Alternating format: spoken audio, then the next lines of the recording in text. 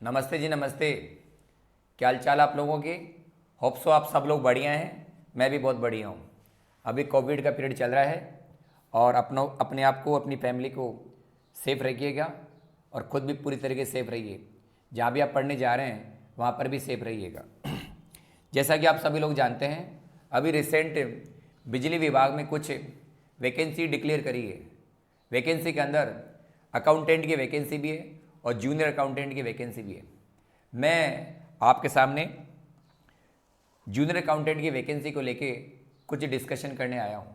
जैसा कि आप लोग जानते हैं कि मैं सीए के अंदर टैक्स भी पढ़ाता हूँ और कंपटीशन क्लासेस में भी टैक्स पढ़ाता हूँ। फिलहाल मैं जयपुर में विवेकानंद कोचिंग सेंटर है, वहाँ पर मैं टैक्स की क्लास पढ़ाता हूँ। और जैसा कि आप ये भी जानते होंगे, जयपुर का सबसे फेमस कोचिंग सेंटर है विवेकानंद कोचिंग सेंटर। यहाँ पर अकाउंटेंट और जूनियर अकाउंटेंट की क्लासेस पिछले 25-30 साल से हो रही है। जोशी जी के नेतृत्व में, जोशी जी की लीडरशिप में ये सेंटर चलता है। मैंने कहा कि राजस्थान गवर्नमेंट के अंदर अब तक जितने भी अकाउंटेंट बने या जूनियर अकाउंटेंट बने हैं, उसमें अधिकतम बच्चे इसी सेंटर से पास आउट है। यहाँ सेंटर पर पढ़ाई पर ज़बरदस्त फोकस किया जाएगा।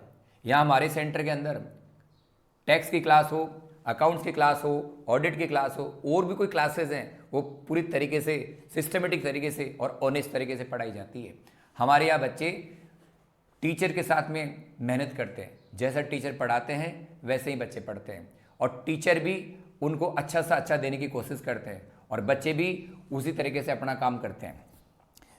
अभी रिसेंट बिजली विभाग में वैकेंसी निकली है जूनियर अकाउंटेंट की। जैसा कि आप लोग जानते हैं, जूनियर अकाउंटेंट की जो वैकेंसी है, जो पेपर आता है वो 2 पार्ट में डिवाइड होता है, पार्ट ए और part B. Part A commerce का है और पार्ट बी के अंदर आपके जीके, मैथ्स, रीजनिंग आते हैं। पार्ट ए के अंदर बहुत सारे सब्जेक्ट शामिल किए जाते हैं। कॉर्पोरेट अकाउंटिंग है, टैक्सेशन है, ऑडिट है, फाइनेंशियल मैनेजमेंट है, और भी बहुत सारे सब्जेक्ट हैं। पार्ट ए के अंदर 60 क्वेश्चन आएंगे 2-2 मार्क्स के, तकरीबन 120 नंबर के क्वेश्चन आएंगे। और पार्ट ए के अंदर अकाउंट्स का पेपर है, अकाउंट्स के क्वेश्चंस हैं, टैक्सेशन के क्वेश्चंस हैं, ऑडिट के क्वेश्चंस हैं, एफएम के क्वेश्चंस हैं।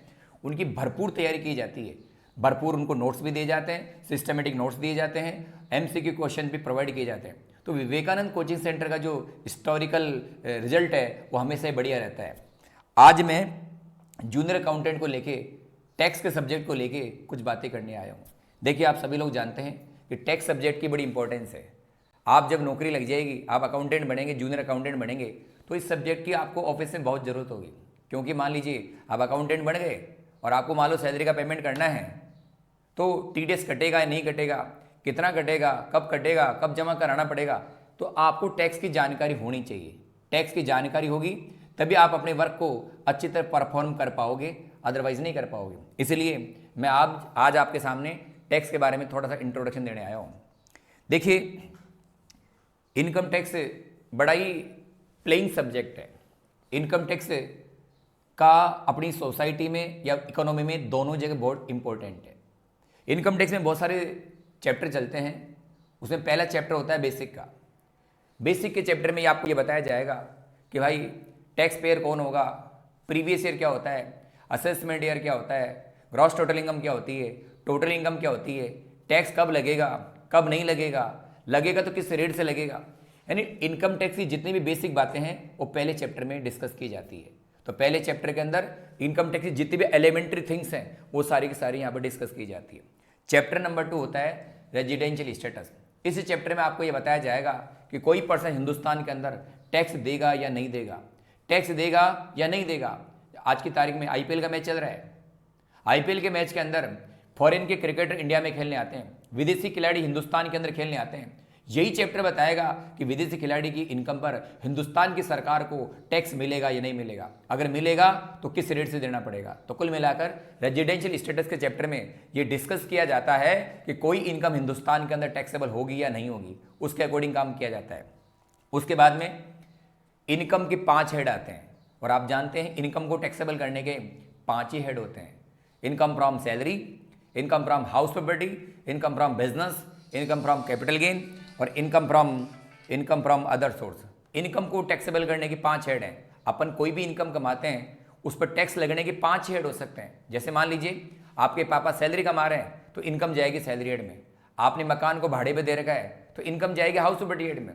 अगर आप बिजनेस चला रहे हैं तो इनकम जाएगी बिजनेस हेड में। अगर आपने एसेट को सेल कर दिया तो इनकम जाएगी कैपिटल गेन में। और जो इनकम 4 हेड में नहीं आई, सैलरी हेड में नहीं आई, हाउस प्रॉपर्टी हेड में नहीं आई, बिजनेस हेड में नहीं आई, कैपिटल गेन में नहीं आई, और वो एग्जेम्प्ट भी नहीं है, तो सारी इनकम आएगी 5वें हेड में, जिसका नाम है इनकम फ्रॉम अदर सोर्स। कुल मिलाकर इनकम को टैक्सेबल करने के 5 हेड होते हैं। इनकम फ्रॉम सैलरी जो सेक्शन 15 में आती है, इनकम फ्रॉम हाउस प्रॉपर्टी जो हाउस प्रॉपर्टी सेक्शन 22 में आती है, इनकम फ्रॉम बिजनेस जो सेक्शन 28 में आती है, इनकम फ्रॉम कैपिटल गेन जो सेक्शन 45 में आती है, और इनकम फ्रॉम अदर सोर्स जो सेक्शन 56 में आती है।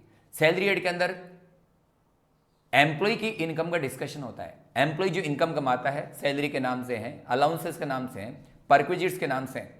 एम्प्लॉय जो सैलरी कमाता है उस पर टैक्स लगेगा या नहीं लगेगा, यानी टैक्सेबल होगा या एग्जम्पशन होगा, ये सारी बातें सैलरी हेड के अंदर डिस्कस की जाती है। और आप जानते हैं सैलरी जब नौकरी करता है एम्प्लॉय तो उसको तरह तरह की इनकम होती है। सैलरी भी मिलता है, बोनस भी मिलता है, कमीशन भी मिलता है, प्रोविडेंट फंड का पैसा भी मिलता है, ग्रेचुटी भी मिलता है, कॉम्पनसेशन मिलता है, लीव एनकैशमेंट मिलता है, परक्विजिट्स मिलती है, और सैलरी में से उसको कुछ डिडक्शंस भी प्रोवाइड किए जाते हैं।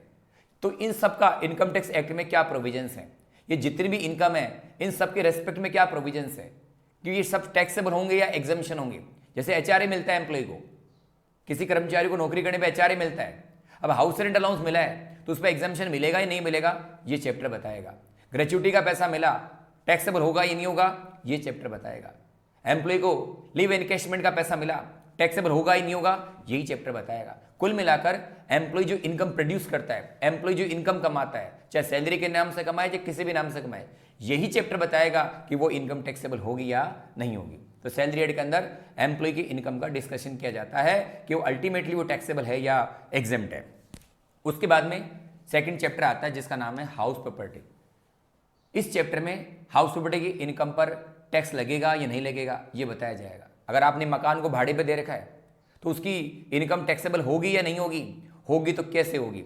ऐसे अगर आप मकान में खुद ही रहते हैं, सेल्फ ऑक्यूपाइड प्रॉपर्टी है, अगर आप मकान में खुद ही रहते हैं तो उस प्रॉपर्टी का क्या होगा। अगर कोई मकान खाली पड़ा है तो उसका क्या होगा। तो कुल मिलाकर हाउस प्रॉपर्टी की इनकम पर टैक्स लगना है या नहीं लगना, वो सारी बातें हाउस प्रॉपर्टी हेड के अंदर की जाती है। तो income from salary, income from house property. तीसरा हेड आता है आपका बिजनेस हेड।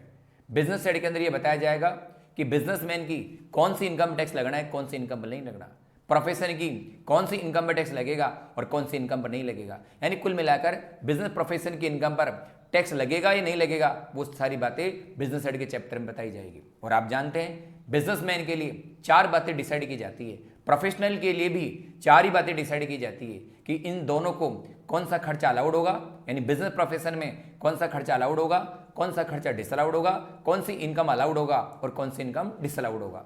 इन चारों शब्दों को डिसाइड किया जाता है बिजनेस हेड में, और तब ही उसके बाद में बिजनेस की या प्रोफेशन की टैक्सेबल इनकम कंप्यूट की जाती है। उसके बाद में इनकम के 4 हेड हो गए, income from salary, income from house property, income from business, income from capital gain और इनकम फ्रॉम अदर सोर्स। जो इनकम 3 हेड की बात कर चुका हूं, सैलरी, हाउस प्रॉपर्टी, बिजनेस। अब बात करें कैपिटल गेन की। कैपिटल गेन कब होगा, असेट को सेल करोगे, मकान को सेल कर दिया, ज्वेलरी सेल कर दी, शेयर्स को बेच दिया, डिबेंचर को बेच दिया, इन असेट को सेल करने पर कैपिटल गेन या लॉस होगा। अगर कैपिटल गेन हो गया तो टैक्सेबल होगा या नहीं होगा, और होगा तो किस रेट से होगा। लॉस हो गया तो सेटअप कैसे होगा, लॉस कितने साल आगे जाएगा, आगे कैसे सेटअप होगा। कुल मिलाकर असेट को सेल करने पर जो भी खेल होगा, कैपिटल गेन हो या कैपिटल लॉस हो, उसका इनकम टैक्स में क्या प्रोविजंस होंगे, वो सारे के सारे प्रोविजन कैपिटल गेन हेड में दे रखे हैं। तो कुल मिलाकर इनकम के 4 हेड मैंने बताया, income from salary, income from house property, income from business, income from capital gain. अब लास्ट चैप्टर है जिसका नाम होता है, लास्ट हेड है जिसका नाम है इनकम फ्रॉम अदर सोर्स। जो इनकम पहले 4 हेड में टैक्सेबल नहीं है, सैलरी हेड में नहीं है, हाउस प्रॉपर्टी में नहीं है, बिजनेस में नहीं है, कैपिटल गेन में नहीं है, वो सारी इनकम आती है इनकम फ्रॉम अदर सोर्स में, बेशर्त वो एग्जेम्प्ट भी नहीं हो। यानी जो इनकम 4 हेड में नहीं आई और जो एग्जेम्प्ट भी नहीं है, वो सारी की सारी इनकम आती है अदर सोर्स के अंदर। तो इनकम को टैक्सेबल करने के टोटल मिला के 5 हेड है। इनकम फ्रॉम सैलरी सेक्शन 15 में आएगी, income from house property section 22 में आती है, इनकम फ्रॉम बिजनेस सेक्शन 28 में आएगी, income from capital gain section 45 में आएगी और income from other source section 56 में आएगी। कुल मिलाकर इनकम को टैक्सेबल करने के 5 हेड बताए गए। इन 5 हेड का जो टोटल आएगा उसको बोला जाता है ग्रॉस टोटल इनकम। क्या बोलते हैं उनको? Gross total income. और इस ग्रॉस टोटल इनकम में से एसएससी को कटौतियां दी जाती है धारा 80 के तहत, यानी जीटीआई में से डिडक्शन प्रोवाइड किए जाते हैं सेक्शन 80C से 80U।